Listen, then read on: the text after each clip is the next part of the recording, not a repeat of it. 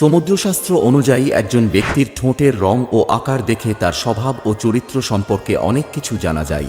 আজকের ভিডিও দেখার পর আপনি যে কোনো মানুষের ঠোঁট দেখে তার স্বভাব চরিত্র সম্পর্কে জেনে যাবেন।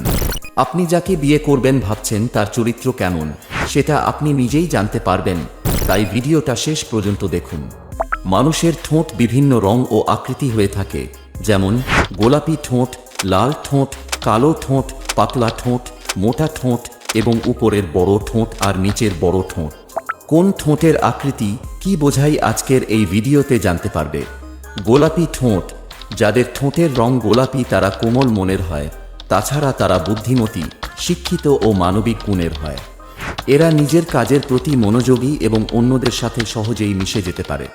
লাল ঠোঁট, লিপস্টিক ছাড়াই যাদের ঠোঁট লালচে তারা সুন্দরী ও তীক্ষ্ণ বুদ্ধি সম্পন্ন এবং নিজের সৌন্দর্যের প্রতি গর্ববোধ করে।